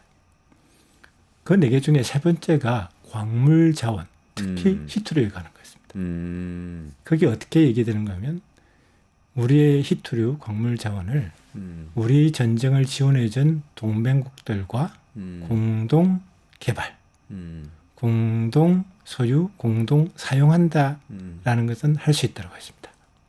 그런데 트럼프는 그게 아니고 가져가겠다는 거예요. 그리고 유럽의 지원 아이들 다 빼라 이거예요. 네. 젤렌스키나 우크라이나 측에서는 받아들일 수 없는 조건입니다. 그렇겠네요. 네. 엄청 반발할 것 같은데. 그렇죠. 그리고 유럽에서 우리는 왜 빼? 라고 되는 거죠. 네. 그리고 어디까지나 그럼 좋다. 젤렌스키 측근 중에 한 명이 이렇게 얘기합니다. 그래 러시아가 가지고 있는 거나 다름없으니 러시아가 점령하고 있는 땅을 뺏고 거기서 가져가 라고 얘기하는 거죠. 네. 네. 일각에서는 그렇게도 되어납니다. 그러니까 이 히토류가 우주와 첨단 산업과 연결되어 있는 동시에 지금 현재 종전에서 얼마나 우크라이나가 농락당하고 있는가 더 잘 보여주는 것이죠. 근데 이렇게 우크라이나한테 우리가 보기에는 아주 일방적으로 불리한 그런 딜을 트럼프하고 푸틴이 하는 거를 유럽이 그냥 둘까요? 유럽은 굉장히 이중적입니다. 그러니까 유럽은 사실 우크라이나 전쟁을 원하는 나라는 딱 한 나라밖에 없었죠. 어딘지 아십니까? 어딘가요? 영국이었습니다. 영국이요? 네. 아. 영국은 EU로부터 탈퇴 브렉시트를 네네네네. 한 다음에 그 다음부터는 계속해서 미국과 네. 같은 길을 갔던 네네네. 것이죠. 그러면서 유럽에서 우크라이나 전쟁이 일어나기 전에는 독일과 프랑스를 중심으로 미국으로부터 독자적인 거버넌스를 구축하겠다라고 네네네. 하면서 심지어 독자적인 통합 군대를 만들겠다. 그런 시도도 있었습니다. 그리고 독일은 중국과의 경제적 연계를 러시아의 자원과 교통 인프라를 통해서 유지하면서 경제가 흥하고 있었죠. 유럽 경제를 먹여 살린 게 독일이었죠. 그런데 바로 이 전쟁으로 최대의 피해를 입은 것은 바로 독일입니다. 그리고 계속 지원도 해야 됩니다. 거기에 가장 큰 부담은 가치입니다. 유럽이 그동안 유지했던 웨스트팔렌 조약에 의해서 유지하던 주권, 영토는 지켜야 된다. 자유, 민주를 지켜야 된다. 근데 누구도 어느 나라도 이 전쟁이 시작되기를 원하지 않았고 전쟁에 참여하기도 원하지 않았지만 바로 이 명분과 미국의 압력으로 계속 지원하죠. 결국 어떻게 됐습니까? 미국의 경제는 어느 정도 좋아졌지만 네. 유럽의 경제는 망가지고 그렇죠. 있습니다. 네. 이 상태에서 이중적일 수밖에 없는 겁니다. 이렇게 힘들게 따라왔는데 너만 빠지냐. 또 한편으로는 이제 진짜 그만 해도 되지 않느냐라는 생각이 나올 수밖에 없는 거죠. 그럼 그래서 유럽의 입장은 굉장히 이중적이라고 볼 수 있습니다. 반드시 막으려고 하지만은 않을 것이다 이렇게 들리기도 하는데요. 그렇죠. 그러면 여기서 또 그렇게 되면 결국 남는 건 뭐냐? 유럽도 종전 협상 과정에서 최대의 이익을 끄집어내려고 할 겁니다. 이익을 가져가는 쪽으로 입장을 정리할 가능성은 높다. 그렇죠. 지금까지는 뭐 가치를 많이 이야기를 했다면 네네. 그렇게 됐네요. 지금 시간이 좀 많이 돼가지고 네네. 마지막에 조금 정리를 해주셔야 될 것 같은데요. 네네. 몇 가지 또 다른 궁금증이 있거든요. 근데 네.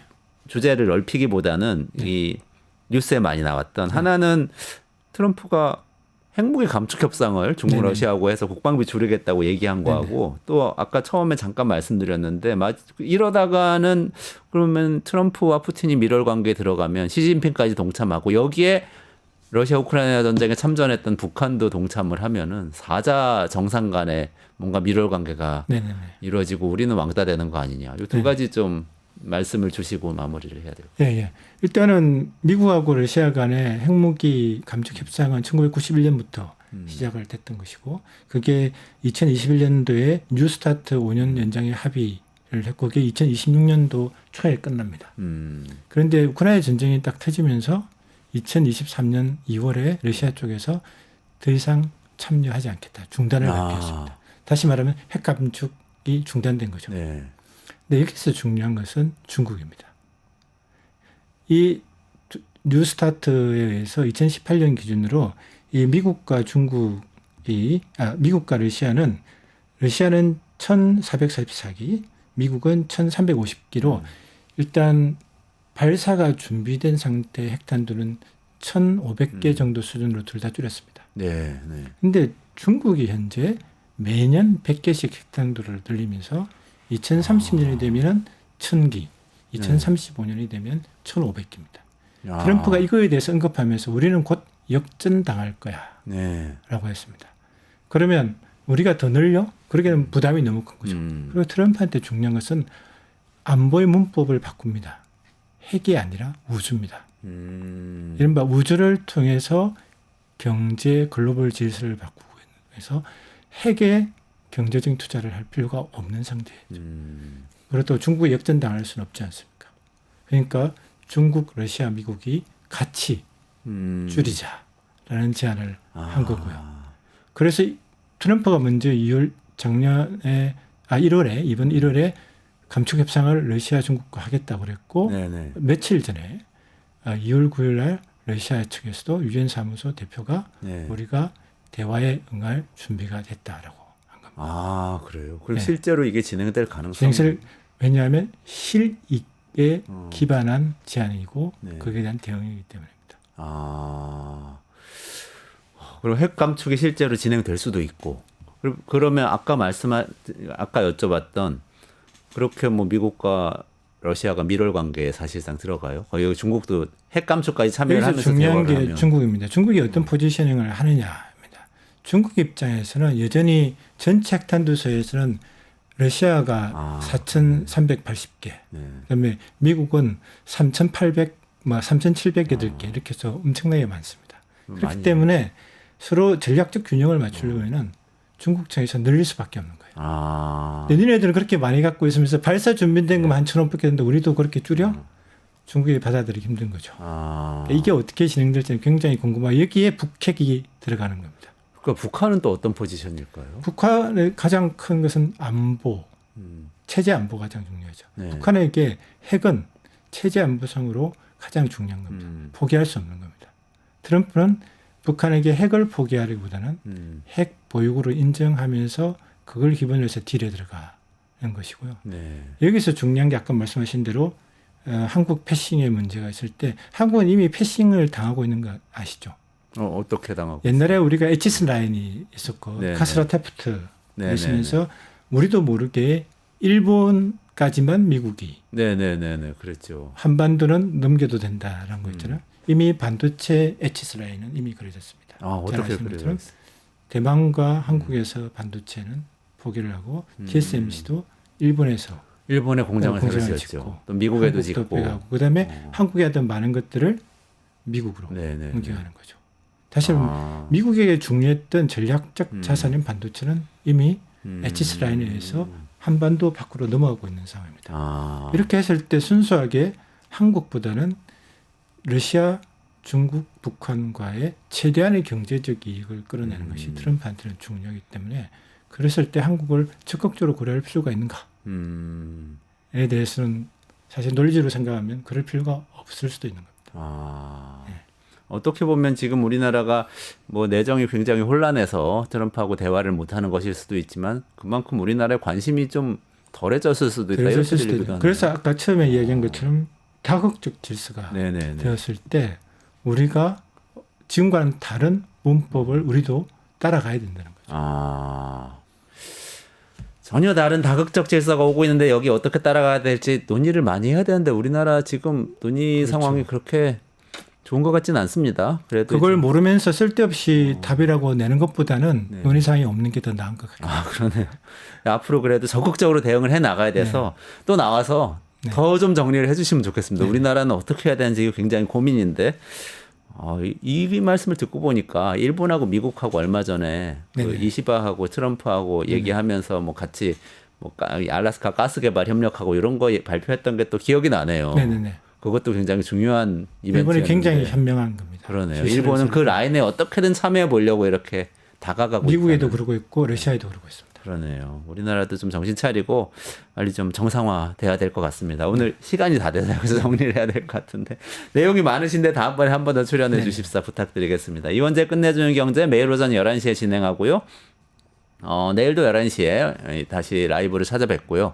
전 이대식 ROI 인스티튜트 대표님하고 같이 여기서 인사드리고 오늘은 물러가도록 하겠습니다. 고맙습니다. 네.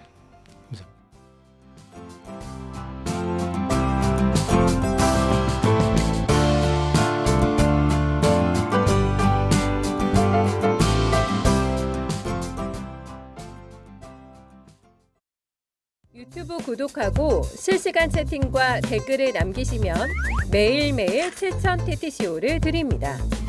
참여 방법은 통통물 어플을 다운로드하고 회원가입과 로그인을 해주세요. 마이페이지에서 나의 회원 고유 번호를 복사해주세요. 유튜브 구독 후 실시간 채팅이나 댓글창에 고유 번호를 한 번만 입력하면 준비 끝! 지금 유튜브 채팅과 댓글 쓰기 참여하고 실천 TTCO 받아가세요.